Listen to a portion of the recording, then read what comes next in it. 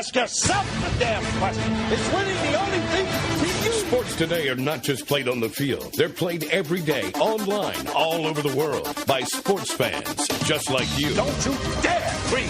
That won't get you anywhere. If you don't think you're a winner, you don't belong here. The Star Fantasy League Show puts you in control of your own team. Find out who to sit, who to start, how to play, and have your daily fantasy sports questions answered with your host, Jonathan Sprung, and co-host SFL CEO Zach Stanley and Nick Steblenko. The Star Fantasy League Show is on the air now. Hello and welcome to the Star Fantasy League Show here on the Sports Byline USA Network. I am your host, Jonathan Sprung, joined, as always, by SFL CEO, Mr. Zach Stanley. Donald, thank you for that nice introduction. It's good to be back in Rochester. I got off the plane this morning with my green jacket, and I feel pretty great. Bubba? Are you Bubba Watson? Were we just confused? We were talking about golf and you just showed up? It's just a privilege to be in golf lore. You're not crying, are you? No, not yet. Oh, okay, I'm just checking. It's not Blubber and Stanley, it's Blubber and Bubba. Yeah, he was doing some significant blubbering yesterday. We're definitely going to talk about the Masters on today's show because, come on, it's golf. That's something we apparently talk about. It's one of the big four. Is it? It means that spring is here. I absolutely love the Masters. I remember watching it with my dad. It's a fantastic tournament, always exciting, and it's one of the coolest trophies, even though it's not a medal trophy. Speaking of dads and golf, I once watched my dad swing a golf club. Yeah, never again. It was one of the most embarrassing things I've ever seen. He's bad. Just your dad? He's dad was bad? Really bad. So is that became your lifelong dream to be as bad as him? Have a better golf swing than him? Oh, no, I started golfing like 5 years before he did, and it was just awkward. That annoying kid that used to be on this show says your swing is looking pretty good this year. Yeah, I hit the range the other day. First time, I guess first time since January. I golfed in January. And again, it's hard to look bad golfing next to Seth. Oh, my God. His swing is so broken. Seth Young, wonderful contributor, SFL family member, has one of the most even his wife was swinging the club better than he was. That doesn't surprise me. I heard he shot a 58 on 9. I think it was on 6, and he just kept adding like question marks and X's. And a 58 on 6 holes. Yeah, he's bad. Anyways, coming up on the Star Fantasy League show today, we got some NBA lineup breakdowns with Nick Steblenko. Of course, we'll see how you do. Teddy Bear 2. We got Jonathan's mailbag, and also we have an NHL playoff preview for the Western Conference. Playoffs are coming. Playoffs are here. Playoffs. I'm pretty excited. But first, we got the NBA lineup breakdown with Nick coming up after the break, and you're listening to the Star Fantasy League show on the Sports Byline USA Network.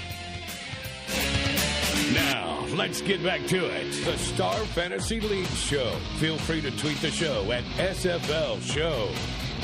Let's do this. Time for your Star Fantasy League's NBA Fantasy Lineup Breakdown.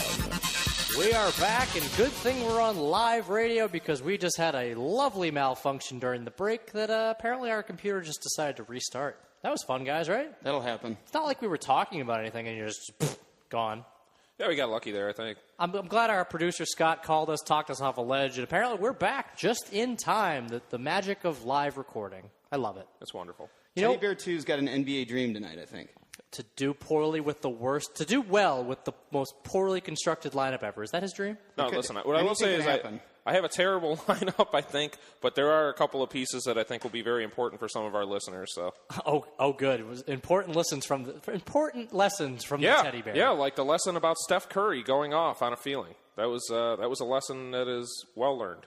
I had him too. Get out of here. Oh, and you were telling me not to take him because of a feeling. You said don't rest on a feeling. What I said, not a good way to go. Kind of say it. Just no. I said his feeling was bad, but I said I came to that same conclusion by statistics. I did say on the show I liked Steph Curry a lot, but I got to my reasoning because of statistics, not because of a feeling. Throwing your statistics out the window. And I still believe that when it comes down to a couple players that you're trying to select that you think can have good nights, that intuition does play a factor. So do you have a feeling?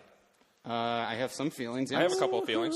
No. They're not good, though. Tonight's going to be a good night? Yeah, no. Anybody? Well, we're coming down to the main stretch. It's such a unique time of the year, especially for NBA, because coaches are so prone to sit their players. Anybody that is semi-injured even is likely to sit. They don't want to risk any extra injury going into the offseason. And if you're a tanking team and you really want one of those last couple or bottom couple spots, guess what? Oh, somebody went down with a fake injury. That happens. That happens a lot. Like last-minute scratches are the biggest pain in the ass of daily fantasy. Yeah, there's a lot of opportunities for guys that are going to be in the starting lineup that are usually getting low minutes off the bench tonight.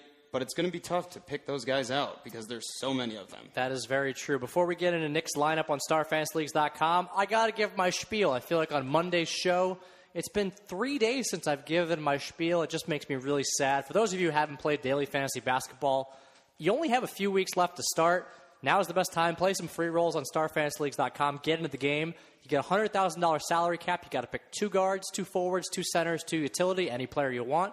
Keep it under that cap. You get the most points. You win the most money. Easy game. Yeah, it seems a little more challenging when you come down the stretch and you enter the playoffs because you have so many teams that are just playing each other repeatedly. Correct. So it's hard to pick out who's going to go off on each given night, but it sure is fun. And there's a lot less value going around. You can't pick the LeBron Jameses, the Kevin Durant's every game because how else are you filling out your lineup? Can't do it. These teams are running 8-man rotations in the playoffs. I think we could find a way. It just wouldn't be a very good team. This is very true. And speaking of not very good teams, Nick, it's time segue. It's time to read off. I do that to Seth. That was probably the best segue time. I think we've had so far on this show. Hey, excuse me. How dare you insult my segue capabilities? I didn't insult it. I propped it up. He complimented it. You said good. This is the only good one we've ever had. I didn't say it was the. I said it was probably one of the best. Thank you. I appreciate it. Now, get lineupping. Go. All right. Here's my terrible lineup for Monday. Yeah, why are you so negative, by the way? Because he told me before we even went on the air that this was going to be awful. This is not going to be good. All right, let's hear it. There are a couple of things. There's a couple of things that I'm proud of, but most of it I'm not proud of. So it's a dumpster fire. We're going to start the dumpster fire with Derek Fisher because that's appropriate. Okay, well, Russell Westbrook supposedly is supposed to be out tonight, and Reggie Jackson is supposed to be injured. So at $5,000. Who knows, man? He's $5,000 on StarFantasyLeagues.com. 2 words, and I'm sure Zach will agree with me. Phil Pressey. We've got a guy sitting at 5,250. I don't think Rondo's going to play tonight. He didn't play last game. It's possible that he does, and that would change the whole makeup of what I've got going on here. Correct. But I have a Rondo lineup and I have a Pressey lineup ready to go for when that news comes up because I love the Celtics. I love the entire team tonight. I love Pressey. I love Green. I love Olynyk because Green against this Philly team loves to score in the 40s. Yeah, no Humphreys, no Jared Sullinger tonight. So the 2 bigs are going to be Brandon Bass and Kelly. And I might like Avery Bradley a little bit tonight too. He's also worth a look. This is a favorable all-around matchup. The Celtics should have some guys that are big-time value that could put up over 30 fantasy This might points. be the first time I've ever said this. The Boston game has the highest over-under of the night for Monday, 212. And it might be the most attractive game to look at. I honestly think it is, although I really don't like that many Philadelphia 76ers. Surprise! No, I'm not picking anyone from Philly. Sims. Come on now. It's my boy. You're not going to pick Henry Sims? He's going down to the mid-20s in minutes right now. He's playing against... He had like 17 last game. Yeah, I have other center options that I like more. I mean, that is true. There are a lot of center options. All right, continue. We went off on a tangent. We like a lot of value for Monday night. But we don't like Derek Fisher. So. No, we don't. All right, well, I have Henry Sims in there so that you guys can argue about that all night. I have a lineup with 4 centers in it. I mean, you can build one without four centers in it, but... I've got 3 centers. Do you? Yeah. Okay, I'm assuming one of them's Jang, one of them's probably Jordan Hill, right? Yep. Okay, Yep. And the other one is Noah? Valanciunas. Ooh, I like Valanciunas tonight. He's got my a great second matchup. He's been going off every single game. And Olynyk. Yeah. The 4th center? 3rd center? Well, I don't have him. Okay, my bad. All right, continue, Nick. We're kind of just barreling you down. All right, well, one thing that I actually did really like tonight, Phoenix is playing Memphis, and this is... You stop it. Just stop it. Let me finish my sentence before you give me the face. We just gave the mutual grimace that Jonathan. All right. I hate it. You know what? Look at this. Fine. That's fine. Okay? This is the reason I like it, because of big players in big games, I like the setup. This is a playoff. This is a playoff game. This is a playoff to get game. in the spot. Exactly. So I have Goran Dragic in. I think he's going to have a fine game. He's played pretty well against Memphis this season. I don't have the numbers in front of me, but big player, big game. I'm gonna go with Dragic. I hate to tell you, he's coming off a bum ankle. He is not 100% tonight, which makes me even less interested in touching him. I hate this game. But he's the kind of player that I think he has maybe even a little bit of hockey blood in him. I don't know, because he actually gets out there and gives it his all every single game. It doesn't matter if he's hurt. I understand gutting it out, but from a fantasy perspective, if he helps his team win, it doesn't mean he's going to put up the biggest fantasy number. He'll help his team win. A little. One guy that I think could end up flying under the radar tonight in this game, because his matchup isn't that great, but he's played very well against them pretty much his entire career, is Zach Randolph. He's put up over 30 fantasy points on average against them this year. I think him he could in my have a lineup. big game, and I think he'll he'll definitely be putting it all on the court tonight. Literally took the words out of my mouth. When I saw that, I was like, really? That doesn't make a lot of sense. But this year he has 36.5 fantasy points per game against him, so that's solid. They're really undersized in the front court in Phoenix. They got, a Plumlee, a couple Markeefs in there. That's right. They're both Markeefs. Yeah, Stop and that. Zebo is a crafty veteran that can totally take advantage of them. He's just big. Those guys, they're kind of skinny. They're all young. Yeah, he likes to crash down there. So. That is true. I have no problem with that. I personally, for the money, if you're going to spend around 15 to 17, I prefer Timmy Duncan if he plays tonight. How about that? I actually have him in as well. Do you? Yeah, I really like Tim Duncan tonight. I like spending money on the forward spot if you can. He's just a shade under 40 fantasy points per game against them. Yeah, he's been crushing them every single time they play. And it makes a lot of sense because he's going up against young Terrence Jones. There's no surprise there that he puts up points against him. Correct. From what I read, Popovich said he isn't going to rest anyone. From what Popovich said, listen, that's changed. what he said. That's what he said. That's so the time he said that he wants his team to be clicking going into the playoffs. He lulls you into a false sense of security, then he pops you right on the buzzer. For a guy that tells it like it is, he's the one guy that, when it comes to lineups, does not tell it like it is. Correct. All right, continue. We're gelling a little bit right now. We're getting into it. Well, I actually have two more, and one of them is Marc Gasol. He hasn't actually played Phoenix this year. Okay, there comes the face. I know. I'm ready for the face, but let me finish my sentence. Marc Gasol hasn't played them this year. You said it yourself. They're undersized, and this is a playoff game. So I expect their in my opinion, two biggest players on Memphis to step up. Really low over-under. This is one of the lowest over-unders on the board outside of Orlando, Chicago. I mean, this is going to be a gutty game, but I could see this game being like an 88, 86, like just smash-mouth game. I don't think anybody's going to put up. If somebody does, it's probably going to be Zach Randolph. I would not advocate taking two players from this game. But the other thing is that there's going to be a lot of boards in a defensive game, so we'll see what happens. I mean, that might be true, but if it's a slow-paced game, a lot less rebounds out there total. Who else you got in your lineup tonight?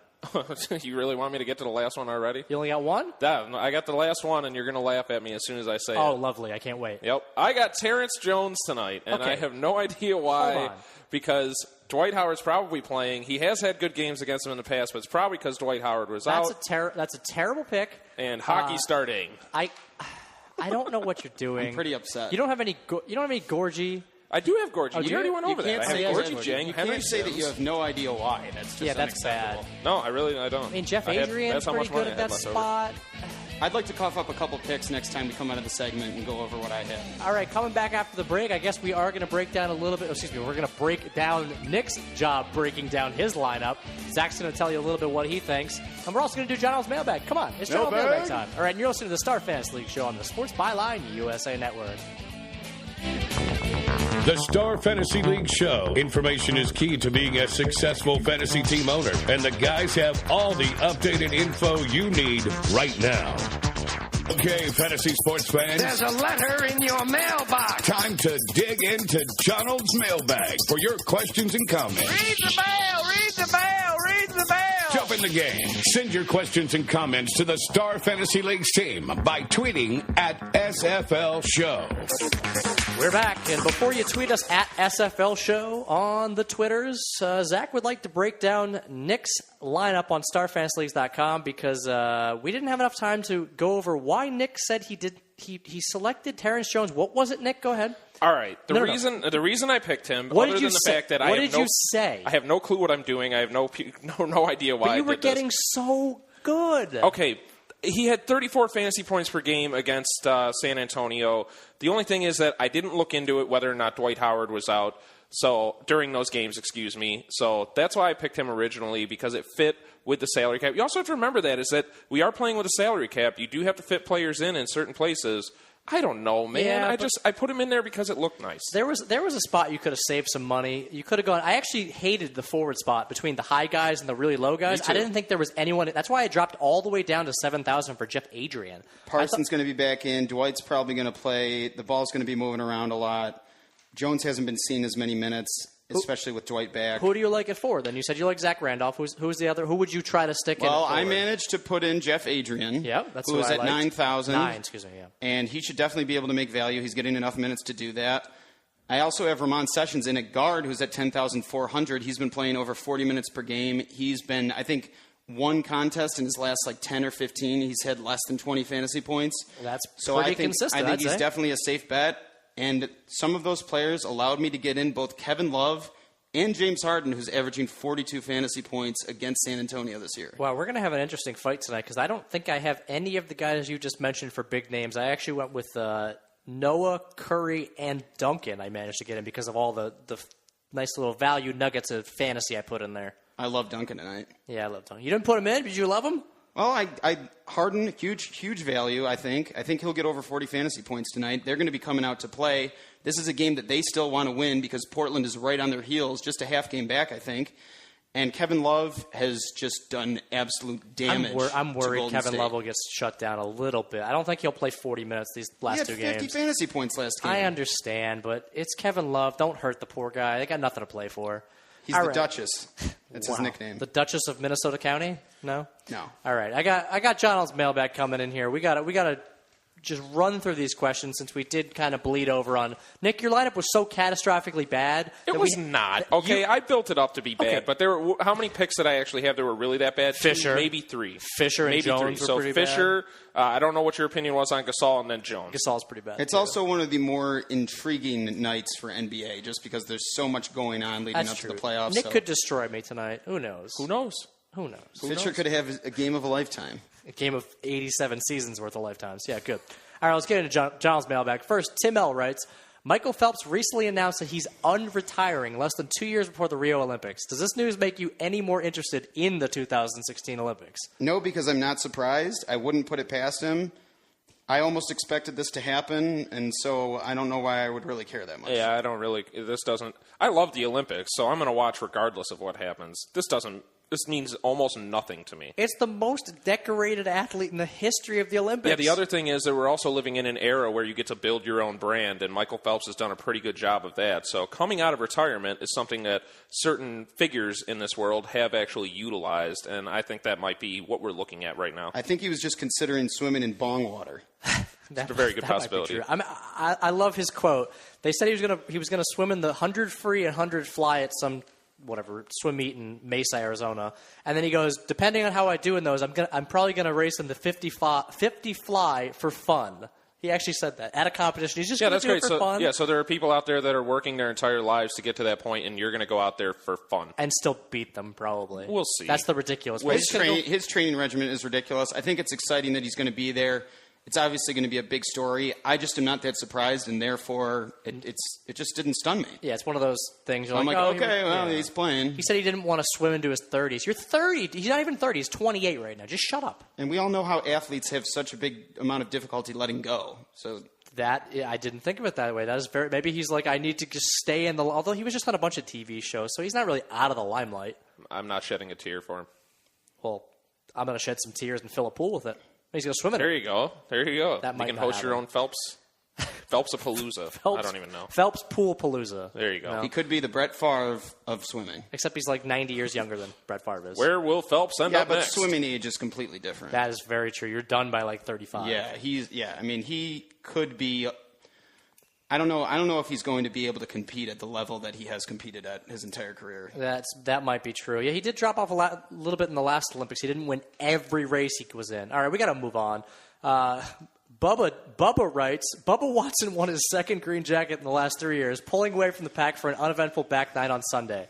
Is Watson making a case as the next big thing in golf, or is he just another flash in the pan behind Tiger Woods? Apparently, Bubba wrote this question in himself. That's a little weird. Yeah, I mean, he's thinking very highly of himself. Bubba talks in the third person, I guess. He's not a flash in the pan, but ever since the Tiger phenomenon came around, the question is always going to be who's the next big thing. And no, I don't think golf needs to go like that. But apparently the ratings are down and people aren't watching as much. I like golf the way it is. There are a bunch of golfers out there right now that are part of the next big thing, in my opinion, and Bubba is one of them. He's won 2 of the last 3 jackets. Adam Scott is pretty much in every single tournament. There's exciting guys like Jason Duffner and Ricky Fowler. Day? I love Jason Day. He's always in the top of every single major. Spieth. When we talked about this last week, I said, look, watch out for Jordan Spieth. And the kid did fine. And you know what? Augusta took a little bit of its toll on him at the end of the front nine when he bogeyed back-to-back on 8 and 9. But Man, I mean, the there are golf tons, is fine right now. There are tons of exciting young golfers that are coming up right now that are becoming the face of this sport. I'll say Bubba Watson seems like he's had a really, really good career. I think he's earned more than like $20 million or something like that. But this year he's already within $100,000 of his best career earnings year on the tour. Good and for it's him. April. Good for him. He It's played April. fantastically at Augusta. Although, do you think this is going to be a problem? You did mention that it was the lowest rating in Masters history for Sunday. Yeah. But was that because he was so far ahead, or is there something else in that? Yeah, well, Yeah, I had a friend that was hanging out with me when we were watching, and he just left because he was up, he was in control. I mean, you knew those last 3 holes that it was done. Yep. So, I mean- obviously, whenever that happens, you're like, oh, I wish it had been more exciting, but credit to him for just taking over. When he hit that drive on 13, it was 366 yards. He hit a drive and he hit a wedge shot to make it to the green on 13. It was like, there's no way the guy can lose. It's okay. It's fine. He won. But now I thought the excitement was really on Jordan Spieth, Jonas Blix, Matt Kuchar, who kind of fell off at the end. I mean, it was just fun to see those guys and how they handled all the hoopla at Augusta. And a lot of big American names up at the top, which was a lot of fun. Where was my boy Freddie? I said I wanted Freddie to Freddie win. still had a very nice final round. I mean, it wasn't great, Freddie but he hung Freddie in. always putters at the end. Yeah, It's well, just- but he hung in. He was there till Ha, Sunday. Putters. I get it. Look at that. You mean sputter? No, I meant putter. He meant putter. Literally puttered. Okay. All right, we got to get to our last question on the mailbag for today. Jim H. writes, 49ers linebacker Aldon Smith was arrested at LAX after an alleged bomb threat. This story is ridiculous, by the way. With quarterback Colin Kaepernick being investigated as well, and now this arrest, are the Niners officially losing it? Well, what is Quentin going Patton, too. on? Quentin Patton, too. He doesn't count. Who the heck is Quentin Doesn't Patton? matter. He's still on their team. The question kind of refers to an heir around the team. That is, doesn't well, it? I mean, Right? Kaepernick and Patton were hanging out together. They were hanging out with a Seattle Seahawk. Yep. What the Who heck was a is former Niner, though? Oh, I didn't read that. He was a former Niner? He was a former teammate of Kaepernick. Okay, then that makes more sense because I was looking for the college connection or like a high school connection, but they didn't have any, so they did play together in the 49ers. That's what I read. Yes, That makes sense. But I think what we're going to end up seeing out of this situation, and by the way, there's already been some weird discussion surrounding their coach as well. Yeah, that's why Jim H apparently wrote this question because he's convinced that this team is just like done. They're not in it anymore. What I think about it is that we're not going to see much in the way of anything rising up out of this Kaepernick situation. I just can't see it happening. What a strange story that is. The Aldon Smith thing is on a much different level. This guy is clearly dealing with some issues, and it's hard to see him being on the team for that long. Can I break down what's happened to him in the past 2 years? He's had an illegal possession of a firearm charge, I think 3 counts. He has had 2 separate drunk driving charges, and he went to rehab and missed like 3 or 4 games last season. Yeah, I know there 24 years old. And I know right? there was suspicion of alcohol involved in this incident as well. It's disturbing. It's disturbing for the Niners. This is a guy that is very, very talented, but is clearly not taking the right steps to correct his direction. Well, and I think this is going to be the big story, is that he could eventually end up getting dropped. Apparently, as part of him not getting suspended last season was his agreement to go to rehab. So are they officially going to crack down now? Because, I mean, two charges for drunk driving, 1 possession charge. I mean, you have to kind of step in because people have gotten punished for less than this before. Yeah, I mean, the thing of it is that it feels like this is directly connected because there were some people that were speaking about how he may have been drinking before he got on a plane and this and that. That's like dumb. Yeah, you got to reel that stuff in. Who says man. the word bomb in an airport? yeah, and Well, this I isn't think from the way I read the story, it came a little bit later after they were interrogating because he didn't him. want to get screened again. Yeah. Yeah. But- good idea to get out of a screening. Yell bomb. That's smart. No, to me, it's unfortunate for Colin Kaepernick, his situation, to be grouped in with this, and for the 49ers organization, because I feel like Kaepernick is falling victim to a trend that we're seeing in sports where people cry wolf. There are a lot of people out there that cry wolf very frequently, and I don't know, maybe it does turn into something, but I don't know. I just see that happening a lot in sports today. In this Aldon Smith situation, it's more than a distraction. You know, it's not like there was an incident at the airport. He got charged. Yep. So It's I have difficulty seeing him come back from this, seeing the 49ers want to help him again in coming back from this because he clearly hasn't learned his lesson. He's not turning things around. Could be the last straw. This is a Super Bowl team we're talking about. They were in the Super Bowl 2 years ago, could have been in the Super Bowl last season. Where do they go from here? There's nowhere to go but down, right? Especially losing a marquee player like that. That is very true. Coming up after the break, we're breaking down everything. We got an NHL playoffs preview for the Western Conference, and MLB and NBA plays of the day for Tuesday. And you're listening to the Star Fantasy League show on the Sports Byline USA Network.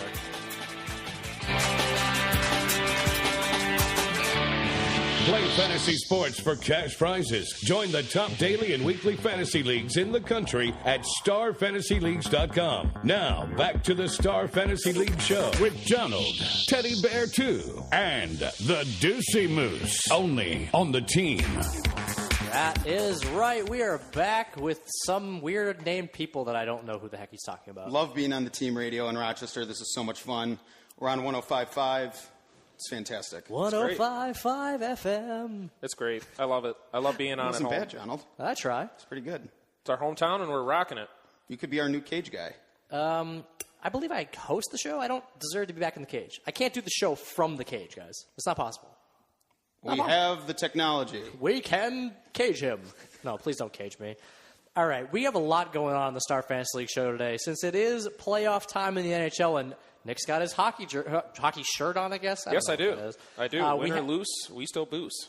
We have to have a hockey preview for the playoffs because it is the best time of the year for hockey. I actually watch during the playoffs because it's much better hockey than you see in the regular season. Everyone wants to – they play so hard. I pretty much sit there watching every game just waiting for it to go to overtime. It's exactly. There's like 87 overtime games. It's crazy. And no shootouts. Yeah. Thank you. Before we get to that, we are breaking down MLB plays of the day for Tuesday on StarFantasyLeagues.com. Who do you got, Zach? Guys, I'm looking at Yadier Molina, who's going up against Marco Estrada. 12 for 21 in his career with 2 doubles, a home run, and 5 RBIs. And Estrada just hasn't been doing well. He's been getting absolutely crushed lately. He's 0-4 with a 5.75 ERA versus St. Louis. Ooh. Ouch. Career. That's not very good. No, that's not good. All right, who do you got for top pitcher for Tuesday? I got Yordano Ventura, who you know what he did in his first game. He absolutely crushed it in 6 innings, only allowing 2 hits, striking out 6 batters. He's at 10,988, which is pretty much a steal. That's value. He's a guy that can throw up there in the hundreds. He's absolutely crushing it. I would think he's going to get 8 to 10 Ks tomorrow. That'd be pretty nice. That would get you probably around 10 to 12 fantasy points for the win. That's solid. That's and Houston right now is 5th in Ks. What? Yeah. It's pretty early in the season. Houston's usually not the top of anything. No, they're pretty bad. Yes, this is correct. You mean strikeouts? Like they have struck out 5th most in the league so far. Is not surprising. Oh, struck out most. Yeah. Okay, that's why not surprising. I was like, they're not the top of anything. What are you talking about? Okay, that makes more sense. Strikeouts. No, they have the 5th most strikeouts in the league so far. Great, that makes a lot more sense. All right, we only have 2 games in the NBA tomorrow night. The season is wrapping up. We got playoff seeding on the line. And then we have these 2 games on Tuesday that are just absolutely atrocious. I don't want to talk about them. I don't want to look at them. But since this is the Star Fantasy League show, we break down every sport. We have to talk about these 2 games. Yeah, the Knicks are out. Brooklyn's in. Yep. Denver's out. The Clippers are in. Yep. So what the heck are we looking at? Yeah, so what are we really talking about? It's going to be very difficult. I would expect there to be some unique parity in that Knicks game, especially in terms of who ends up playing in that game. Yeah, Carmelo might not play. He apparently is getting an MRI. Why would you risk it? I mean, he is going to be a free agent. The Knicks might just run him into the ground because they don't care. I don't think he's going to play. And in that situation, you can probably get a good price on Tim Hardaway Jr. Oh, my God. Finally. I talk about Tim Hardaway Jr. all the time for value. When somebody isn't playing, like when J.R. Smith's out, I love Tim Hardaway Jr. Well, he's certainly shown that he has the ability to go off. Yeah, he can go for 30. He's a guy that could easily, 30 points, not 30 fantasy points. Yeah, he can. If he's hitting threes, he can fill it up. And if he gets aggressive, especially, I think that's what we're going to see more from his career going forward, as long as he can get better defensively. If he can get better defensively, I think he can be a mainstay presence in this league as a number 3, number 4 scoring option. Yeah, he could be like a better Dion Waiters type. I like Dion Waiters. I said he could be a better Dion Waiters. No way. I bet you if he learns to play defense, you think he can be better than Dion Waiters? He's a better pure shooter than Dion Waiters is. I'll be interested. Dion Waiters can play better out with the ball. I like Dion Waiters a lot. As a Syracuse guy, I liked him. I didn't think he was going to be that great in the NBA. Turns out it was kind of right. He's kind of a basket case. Yeah, he's looking pretty good, but we've also seen him digress a little bit since Kyrie Irving has come back. Surprise, surprise. Two players that need the ball in their hands at all times. True. I would expect a lot of weird stuff to happen in this game. I like Plumlee a lot. He's been playing 30-plus minutes almost every game, or excuse me, nearing 30 minutes. He's a great buy at 86.33 on StarFantasyLeagues.com. And check out this Gutierrez kid. If he's going to play some starters minutes in this game, maybe Darren takes the night off. Because like we said, Brooklyn's pretty much, they're in. I don't think they're going to have much trouble with this game, especially if Carmelo's out. Yeah, you got to like players that take advantage of their opportunities. He seems to be doing that. Yeah, at 46, and even though the Knicks too. aren't ranked that bad at point guard, they seem to cough up random games where, especially when they're going up against a speed guy, they just go off. Is Brooklyn 4th or 5th in the East right now? I believe they're 5th. Because I think they're 5th. Okay, because I was thinking of Toronto and I think Chicago's Toronto's 4th, Chicago's right? is They're 3-4. tied right now. Yeah. Okay, all right. So yeah, that doesn't have any. All right, but let's get bearing into on this last game. We definitely have to. Denver and the Clippers. This is where you should be getting most of your players from on Tuesday night, right? Yeah, this is the stack game. Definitely going to be a ton more points in this game. Hopefully Ty Lawson's out, so we have an easy value play of the night in Aaron Brooks again, who has been an absolute stud when given his minutes. Yeah, and Randy Foye has had some pretty good games against the Clippers as well. Yep, and he's on a hot I think streak. Kenneth Faried is a must-start at 14,300. I don't know, Nick. Do you think Timofey Mozgov's going to do it again? You know, the big Russian, he might actually lay it down. I really wanted to say he's not Russian, but I have no idea. I don't know What where are you the heck talking he's about? from. How can you not even think that he's close? Like, He could be Croatian. I don't know. He could be anything. all right, fine, maybe he is. He could be Serbian. Who The heck big knows? Eurasian. Is he Russian? I don't know what he is. The big I literally have no Eurasian. idea. How about that? All right, on the other, actually, the Clippers are really bad inside. I expect them to, since they do have two bigs, Faried is not going to play the 5 against DeAndre Jordan, so Mozgov's going to get a lot of minutes. They really don't have any other options at the bigs. So I expect Mozgov to actually be a pretty decent play in this game. Obviously, Blake Griffin's probably the play of the night. I'm going to go out on a limb and say he's my play of the night. Zach, do you have anybody that's not Blake Griffin for your play of the night? You just said Faried is a must. You going to go with Faried? Fine, I'll go with Faried. Just, All right. just for the sake of it. He goes fine. Yes, Timofey Mozgov is Russian. Thank you. Oh, is he? Okay, good. Confirmed. I'm glad that we did that on the Star. We fact check on the Star Fantasy League show. All right, let's talk some hockey. Yeah, you know what? We got to get some hockey in there. I promised Nick 10 minutes. We're only going to give him 7 worth of hockey talk. I apologize, Not Nick. surprised. Hey, we got a little Hockey heated. I'm guessing Teddy Bear 2 has a lot to say. So I do. Well, I he have has- quite a bit to He has say. no hockey plays of the day, so that's not going to happen. I don't need any hockey plays of the day. The playoffs are coming up. I know there's no games. All right, let's get into it. We're doing a Western Conference playoffs preview. I actually wrote some questions for you. Did you? Some interesting stuff. All right. All right. First off, I want to get into this. Explain to me the new playoff system. I looked at it. It confuses me. It is. I don't get it. It is a little confusing since we've had such a great system in place for so many years, but the way it's going to work is that there are 2 divisions in each conference. So let's take a look at the Western Conference. You have the Central Division and the Pacific Division. Within each of those divisions, you have 3 teams who made the playoffs outright. Okay, so in the Central Division, you have Colorado. They're the first seed. Then St. Louis, Chicago, and Minnesota. Minnesota comes in as a wild card. There's 2 wild cards in each conference. Is that the top teams past the top 3 out of those divisions? Like That's the top team past the top 6. Okay. Now we're getting even more confused. This is where it gets really confusing because the wild card, they can come from anywhere. It doesn't matter what division they played in. It can come from anywhere.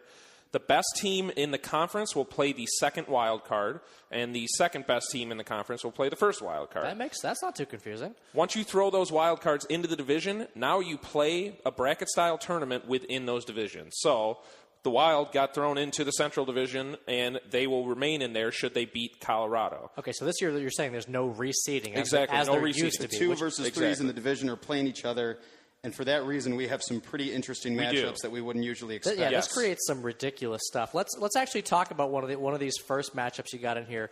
Colorado, a team that did they have the first pick this year in the draft, or was that last year? Last year, yeah. Okay, so they went from having the first pick 2 years ago to being the number 1 seed. Well, technically, this is going to be the number 2 seed overall. They are the number 2 seed in the West overall. And they're facing Minnesota, who you said was a wild card team. Yep. Colorado's coming in really hot, 7-1-2 in their last 10. Yep.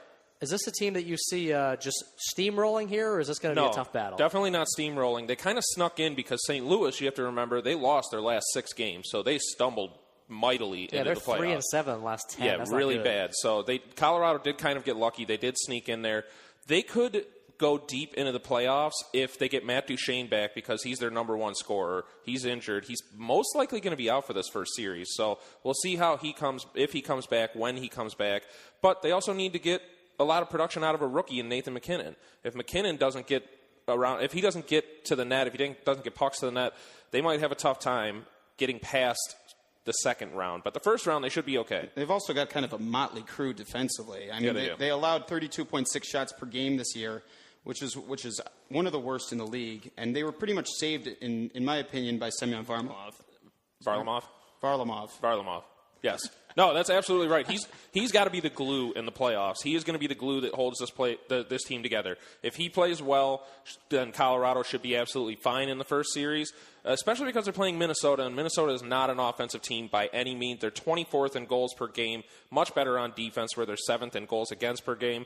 But the fact of the matter is that there's not going to be a lot of offense coming from Minnesota. So as long as Varlamov doesn't have a major meltdown, I think Colorado should win this in 6 games. And they had 89 points in close game situations this year, which is the most in the league. They did, you're right. So they're a team that can definitely go deep because they end up keeping games close somehow. Yep. That's very true. Let's move on to a St. Louis team that you did say lost 6 straight games to end the season. And they're playing the defending champion Blackhawks. Yes, they are. That's got to be one of the worst first-round matchups we've seen. Absolutely. Right? I couldn't have said it better. This is the worst draw that they could have gotten in the first round. You are absolutely right, John. I did something good in hockey. Yeah, definitely. I did some research. The other thing is that St. Louis has a lot of injuries, and I'm struggling to see who's actually going to play in this game. The first game is Wednesday, I believe. I don't even know who's going to play. They have Backus out. They have Oshie out. Sabaka. Everyone is hurt in some way, shape, or form. Tarasenko, Morrow, Berglund. These are all top 6 forward guys. A lot of injured forwards. That's a lot of injuries. So are we saying this could be the potential for the upset first-round matchup? I'm going to go out on a limb, and I'm going to say Blackhawks in 5. I have the Hawks as well. Ryan Miller's allowed 18 goals in his last 5 starts, all losses. It's the worst time of the year to go into the playoffs with a 6-game losing streak. Not good at all. Yeah, we saw like when the Kings were the 8th seed a couple years ago and they made their big run. They were hot on their way in, and they pushed all the way through. Yeah, isn't it all about having a hot goaltender going into the playoffs? That is one of the key pieces. I'm not going to say that's all it is. Jonathan Quick proved that if you have a hot goaltender, anything's possible in the playoffs. Well, who right now would you consider to be the hottest goaltender in the West that you think could bring them all the way through? Oh, Jonathan Quick, actually, I was going to say. Okay, then let's talk about that matchup. San Jose is going to be playing the LA Kings. Yep. What do you have to say about that? You think Jonathan Quick could do it? This is my favorite series in the Western Conference right now. This is going to be a 7-game bloodbath, in my opinion. This is going to be just back and forth. These two teams played last season, and it went 7 games with the Kings taking it. I think, Quick could do it, but this year the Sharks, they have a couple more pieces up front, so they have a lot of scoring. I don't know. I think I might pick the Sharks in 7 in this I'm taking the Kings in 6. The Kings have won 14 of 17 coming into this.